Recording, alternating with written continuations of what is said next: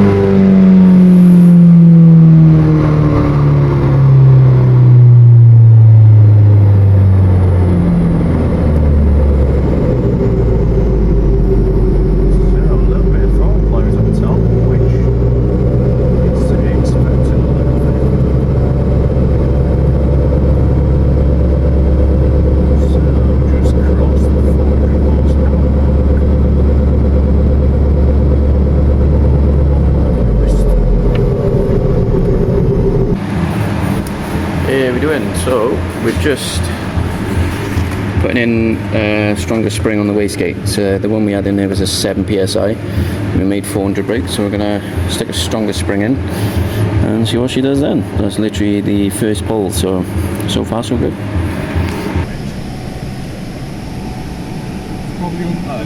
Oh, it's up here. There we go. Good thing you're here. Yeah. Yeah, so we can do if you want a bit more of a variation, so we've got 383. That's perfect, yeah. On the top one, we're just starting to basically run out of a little bit of boost. So at the top, we've got like 90% duty cycle. So we're really trying to make it hold the boost. Its sweet spot was around 1.5 bar-ish, to where it's probably picking up plenty of airflow. Yeah. I think from there we're probably just starting to maybe either we're in a little bit of a hole, I think, probably in the compressor map. I've seen it before where, as they always go up, is everyone sort of misunderstands them where they get to, is of course your pressure ratio down the side, actual true airflow at the bottom, along with your shaft speed. So you need to sort of work out where you are, and you can end up in these little voids where you're just falling off the good bit of the compressor map. Right. But it's still making more power and torque there. Yeah, it's one expecting that. We can step it about. So fueling wise, we are, you can see where literally we are, our target in the mapping is 0.8, and we're literally on all of them, we're at 0.8. Of course, boost increases, fuel corrects exactly where that line there is 0.8, and we have, of course, jumped up in power as well, which is Massively. always fucking a bliss, to be fair. So it's always, so you know, I was showing you through the logs earlier where you've got like we have actually the true target lambda outputted through what the ECU is actually asking.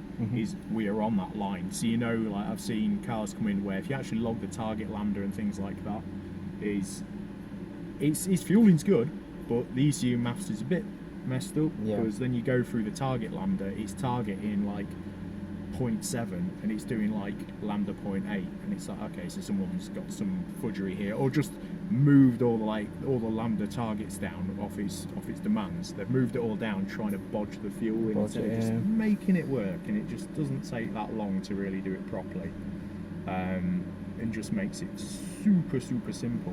This is what I've said to everyone about obviously coming here. You go above and beyond to obviously. Well, it's the way I've always sort of said is like, it's like when you came today, is usually you know, if she's watching, hello Reese's missus, I want to say Rian. I didn't want to say it wrong. Sorry. But like usually you come with your missus, and it's like, because you're on your own, it's like if people quite often turn up just on their own, if you're fairly alright and I can still, like, I don't mind any questions at all. It's what I'm here for. You know, you're paying for my time.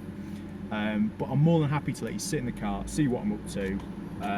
It's been good. There's no smoke and mirrors. There's no, oh, we're doing this or we're doing that. I'll explain to you what the data through, what my tuning process is, even with the, you know, with the stock ECU, how I'll work through it and how I'll get it right. Because I've got nothing to hide. I'm not here to go, oh, I'm doing this, or we're not flashing on a random file from abroad or anything like that. It's not. You can sit and actually physically watch me type in the nonsense numbers until we get the right output, really. And it's sort of how I've always wanted to be. And instead, if I can't be like this with people, I'll stop, because I'm not going to make you sit in a waiting room. Don't get me wrong, if like anyone watching the video, you turn up like 10 man deep, you're not coming in. The waiting room holds like 2 or 3 people at best. It's like comfortably probably 2. Around the dyno. It's like I can't have them all in here, because like you're safer in the car than you are out of the car. I don't mind the odd video, or Haley will take videos, but I'm more than happy to have them in the car and show them what I'm up to. Don't get me wrong, sometimes you can get an absolute odd headache car where it's like, this is just messing me around. Stuck in with it, and sometimes you just need to proper zone in and be like, what's going on? But a lot of the time, it's not a problem, to be fair. Overall, honestly, done a cracking job, because we've appreciate that. Plugs and a coil pack is like simple. It hasn't blown any pipes off. Nothing's like gushing oil out, coolant out. It's not got like everything broken. Like, it's just been good. Joys of this car's been honestly, it's every been time perfect. we've been up, Been absolutely perfect. We haven't had to do anything, which is a bliss, really. So let's stop sweating now as well. Yeah, it's a hot day. So even doing that power, it's fucking roasting today, isn't it? Absolutely roasting. If it's a cooler day. I'd probably say we might just even click the 500 mark on a colder day. But to be fair, mate, the top boost level is like 1.7 bar. Yeah. And to be fair to it, like 1.7 bar, there's some going. Yeah. Like it'll do for this turbo, like more or less top shelf power. It says not at the end of it either, is it? And like, this is the weird thing, is like someone else will come in with this turbo and they'll have X, Y, Z and this, that and that. And sometimes I always sort of say is, if you have one modification which loses you 5%, okay, so say you've got a slightly too small intercooler, say, you know, the intake temps start getting hot, we can't run as much time in, say that takes away 5%, okay, so you think, oh, 5% doesn't sound that big. You then have, on top of it, is like we were talking about earlier, to do with the manifolds, is no word of lie, we have took tubular manifolds off other cars. It's why I spend a fair bit of time really absolutely pleading with Nortec to remake the manifolds for me, because we did take other manifolds off, we put them onto the big runner. We saw, even on the standalone where we've got shaft speed, everything like that, is we've got basic cycle time, how long it'll take to spool, how long it takes to reach its basically its actual peak boost. and how fast the shaft speed actually goes from being closed throttle to wide open throttle at different rev points. And we never saw, genuinely, we're not talking seconds, we're not even talking half a second of difference in shaft speed for having a big runner. So we've only ever seen a benefit from it. I think it's more or less to do with the Z20 being quite over-ported, and when you go to 1.25 they are quite small. So 1.5 you've got that better transition, and if everyone goes, oh, does it really matter on that transition? Well, anyone who's an engineer is watching it. Think about a valve seat. You can make or break an engine by knackering up a valve job really badly. Like, if you've got a good valve job, it'll make as much flow as a decent port job. So that transition for me is more of what I want to go to. So we say Nortec manifold, Wagner cooler. Say that'll do 5% over an unequal length manifold with a smaller runner and a less efficient intercooler. You go, oh, 10%, oh, that's not a lot. If it's doing 500 horsepower, 10% is 50 horsepower. It's a massive and trying to explain that is always hard as a tuner, is we're tuning the cars as presented. And I always have this thing, as I've mentioned to a few people, a tuner's job isn't to fix all your shit and make absolutely everything. A job is to give it the ignition timing it wants, the fueling it needs, and probably, to be honest, if it's turbocharged, the boost it'll tolerate, and making all the numbers on the inside make sense to what's actually going on with the engine. And trying to make them make 1 million horsepower when it's just not going to get there. It's a recipe for, it's not happy. Don't do things to the engine that it's not happy about, because you break stuff. And it's just something where it becomes really hard, and no two cars are the same. I was just going to say that, yeah. These things are the biggest nightmare in the world. Out of so many things I can tune, is so even another thing. So this is always quite a funny one. Is I do a few of a shout out to Eden at Gizfab, of course, but I do plenty of micro turbo stuff for Eden. Those things are weird. They're like clockwork. This pressure does this power, this pressure does this power. They seem to tolerate exactly the same timing, but the only thing we have with them is the ones we've been tuning are Eden's turbo kit, usually stock motors, and those things just do the same power all the time. Then you get something else, they never do the same. Like, these cars are a pain for it. I was going to say, you get one of these with all the same parts, it's probably going to make more or less. Honestly, I've got cars out on this same turbo, and I remember years ago I had one at 1.9 bar, only making like 442 or somewhere around then. And I just looked at the airflow readings, like, it just isn't pulling in as much air as the other engines are. And it just starts to get of a case of, you start thinking, what am I doing wrong? And luckily, because the amount you end up tuning, doing it as, of course as a profession as such, is you start looking through all your logs, and it's like, okay, this thing can't tolerate nowhere near as much timing as another one. It's moving a lot less airflow. It just isn't going to do it. And the last thing you want to do is push something further and further. The other knock-on effect is, these things is when you get into the data side, more of them, is the exhaust gas temperature on the stock ECU is modelled. It's not a true sensor reading. It was modelled from, 240 PS, like stock power. Spent a lot of time trying to work around it and resort the gas side to try and make sense of it, without having the true sensor there. But then when you go into like the standalone ones where they have exhaust gas temperature, these things were hot out the factory. The engine. Then you start doing stage 3 cars, like, fucking hell, it's already up at 900 odd degrees, like it's already hot. Then the more you go further, it's big turbos, lower boost, you start to drop it a bit, but you start ending off with really high exhaust gas temps, because you've got a lot of intake temps, because you're absolutely ramming as much boost through that intercooler as you can. It starts getting hot, you start pulling time in. The knock-on effect is making the ignition time further away from TDC, so basically pulling it away from being advanced. Is the combustion effect the combustion cycle event, if you like, happens later into the cycle. So you end up getting higher exhaust gas temperatures, and then on the stock ECU, how are you going to notice without the sensor? Is you start running to more exhaust gas temps, and because of that, then the heat's also generated is absorbed into the engine a bit more.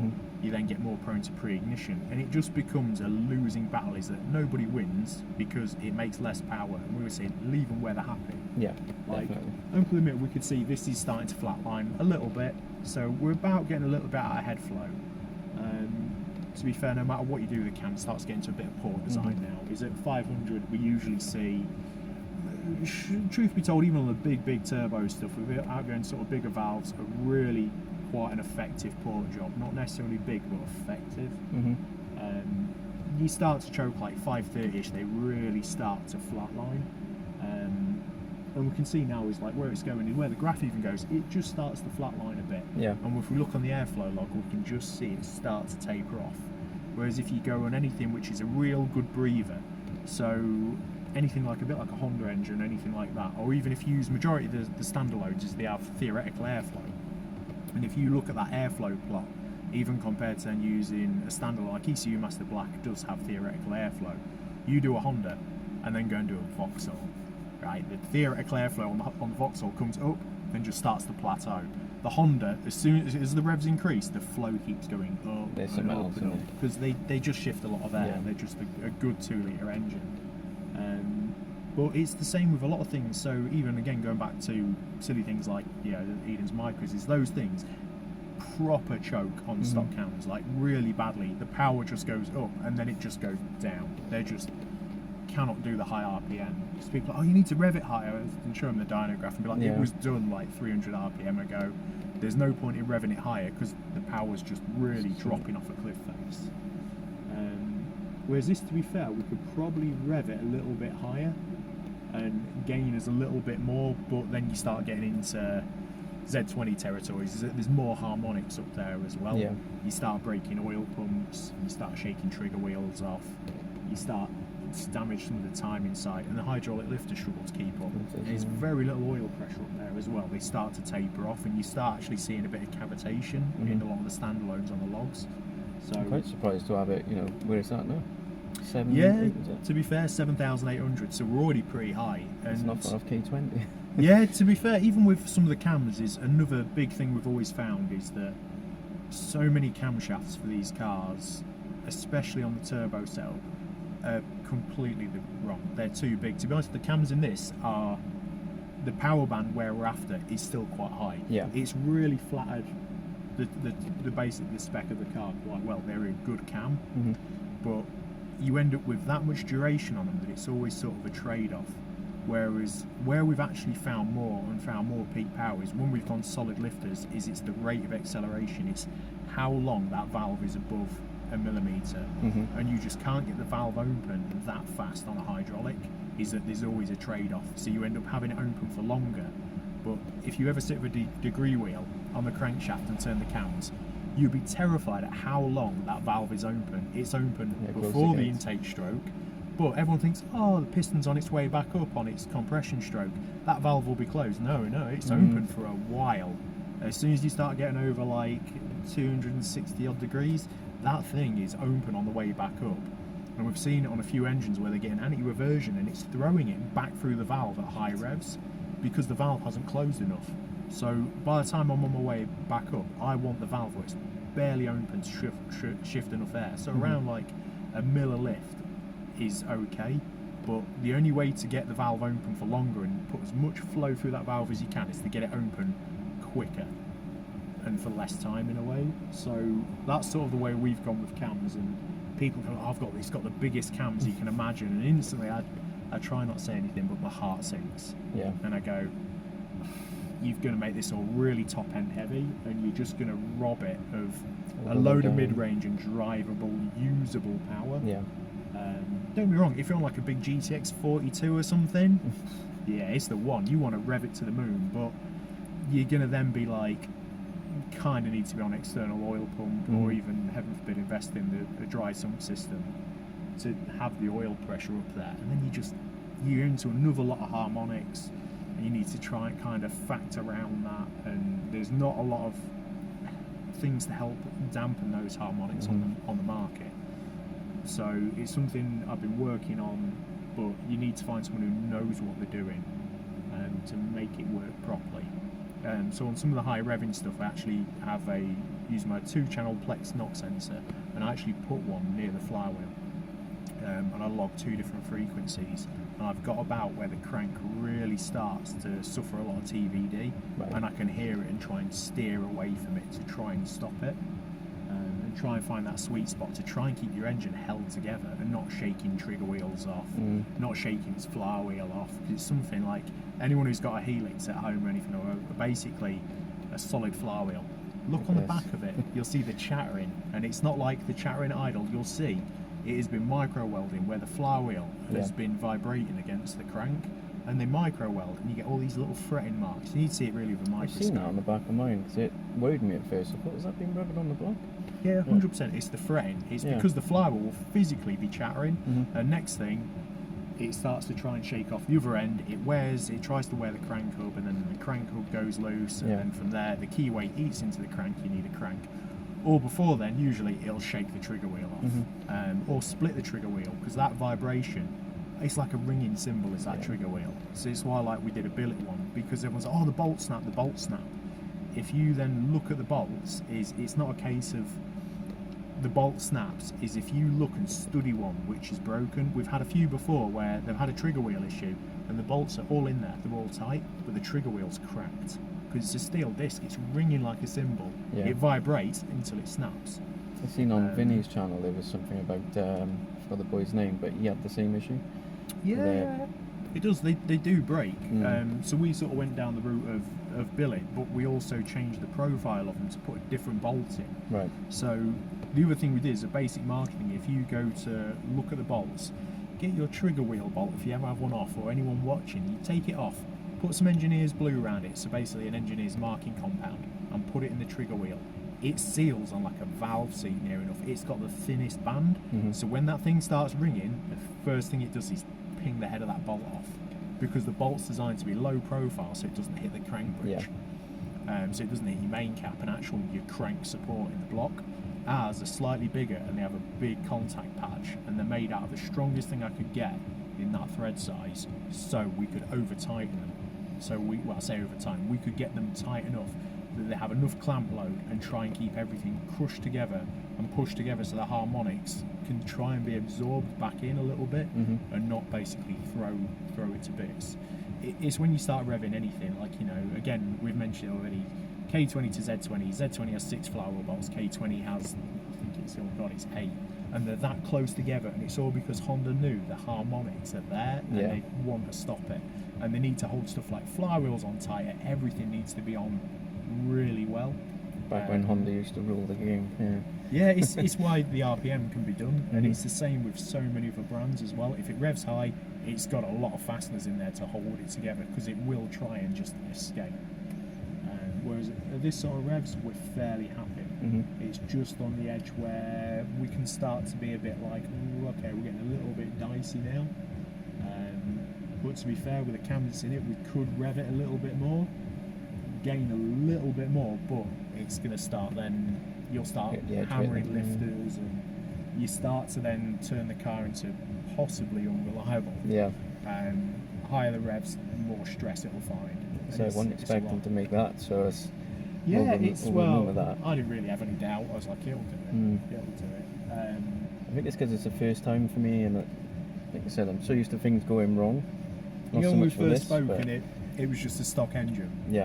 And you said, I'm not sure I ever wanted to do the rods. I said, honestly, I was like, just have a go. It's like, just have a go. You can't really mess it up too bad. And as sort of said earlier, as a business standpoint, it's hard for me putting steel rods in something because everyone will think they've got a rebuilt engine, and it's not. It's an upgrade. It is literally upgrading. You put a lot of used parts back. You can't really stand by it, so we just don't do it anymore. I think I was lucky with this because it was low mileage as well. So. Oh yeah, 100%. If you've got a decent engine, if you go and take something and pull something out which has done 140,000 miles, there's going to be a lot of wear in places which you can't just overlook. So to be fair, he's like, just have a go at it, and at this sort of power, if you don't push them too hard, they're fun. And they can be relatively reliable, and you'll just get on pretty well, really.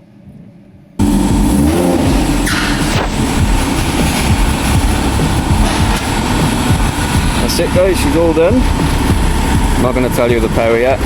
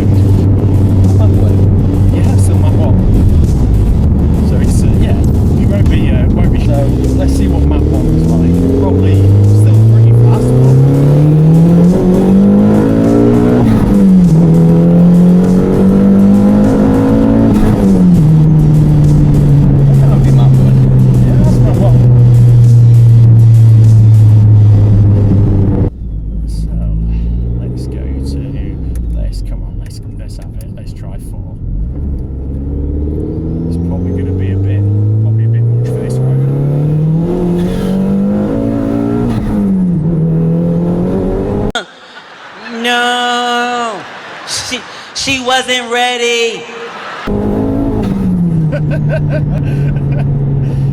Right. I've got to find the different traction, so we'll just have it off. I think there's a tiny bit of play, so it's probably A bit. it's on there. Yeah, to be fair, this road is not ideal for this sort of power. But you know what? Let's go out a little bit further. Yeah.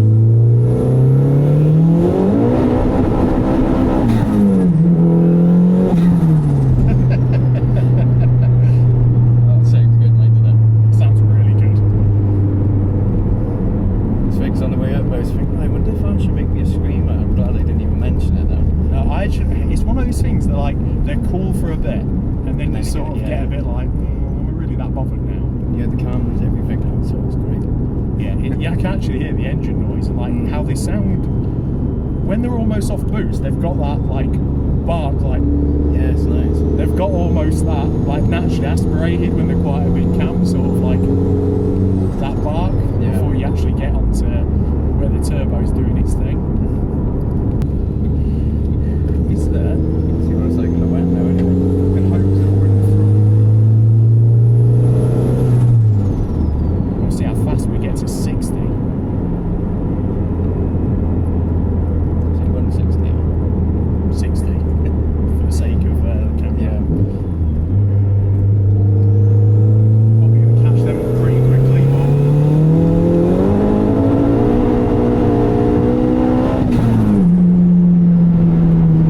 That was 30. Got up to 30 really quickly.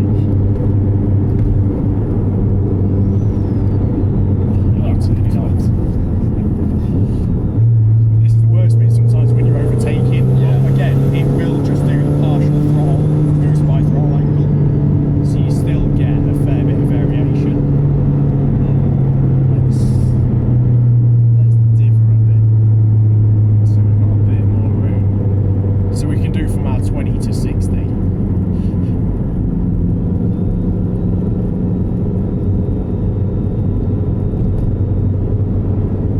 Get up into fourth gear. Something coming up fairly fast behind, but It's probably not the see a VX out. Makes it.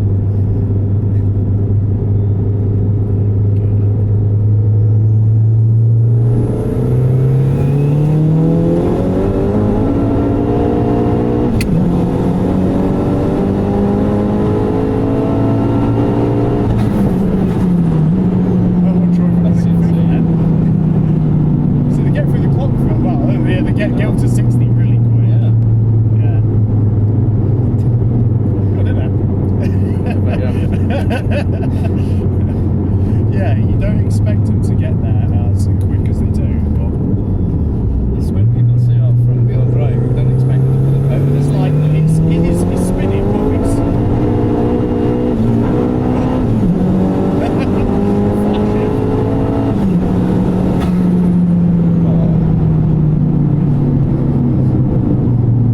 oh, no, don't you walk.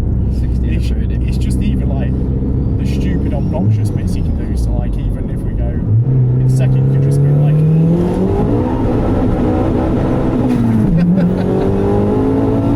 That's what they're about, isn't it?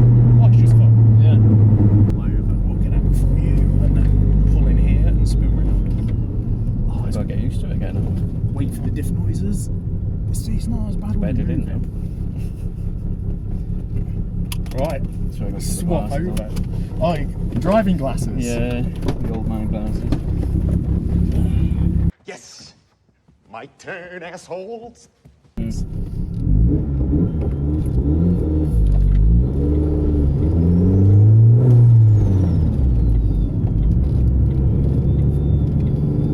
I love that noise.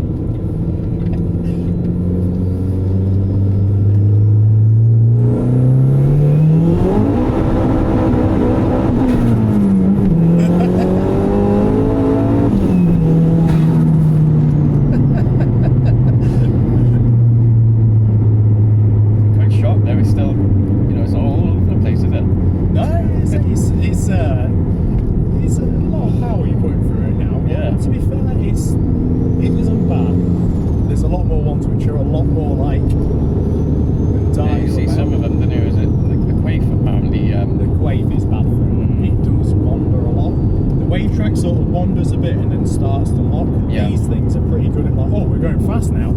Just straight. It's like we will go straight.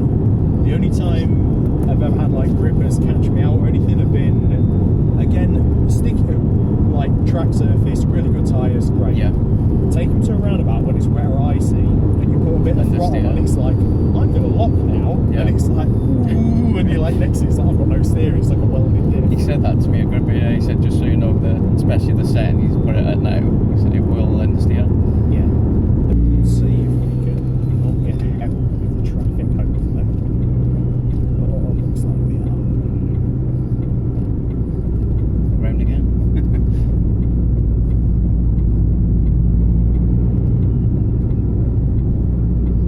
See if we can avoid some of that.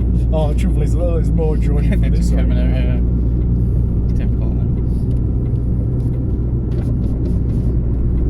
it? Do miss the aircon at times, right?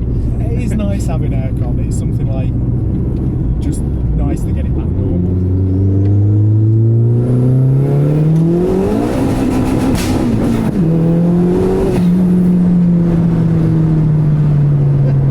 That's slightly then, didn't I? Oh, is that what it was? Yeah. Like, yeah. Honestly, I still. It takes a bit of time to get used to them. Yeah, I'm still the same, to be fair. There's no one behind, just there. Slow me down a bit. Well, this is like no one behind for quite a while.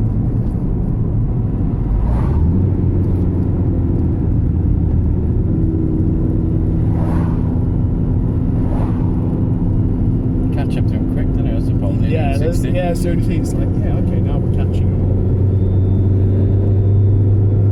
So times the water.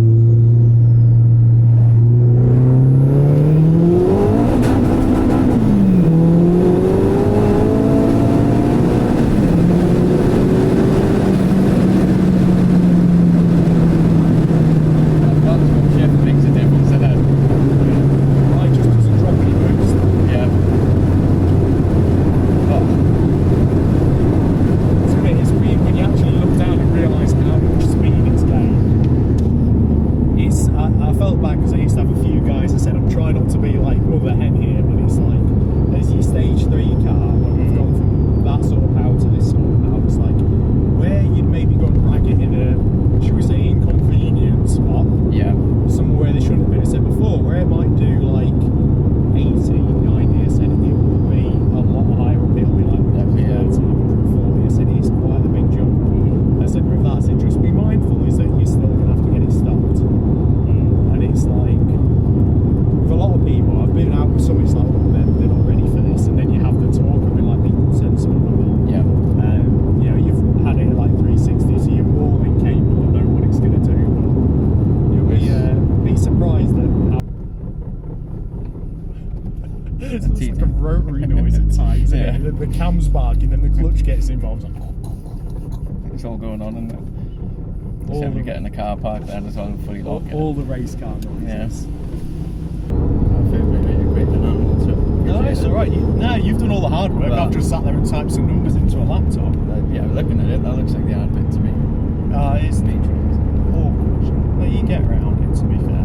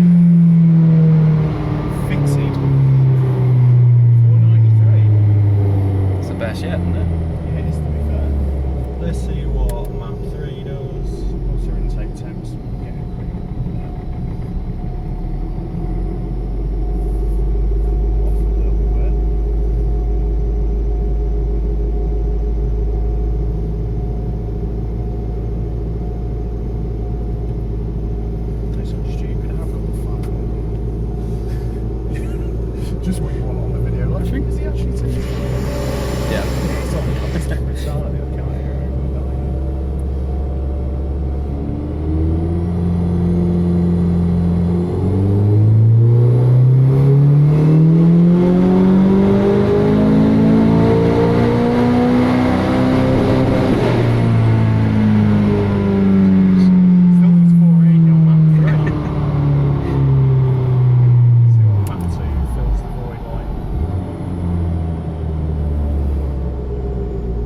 Sounds immense, I love it.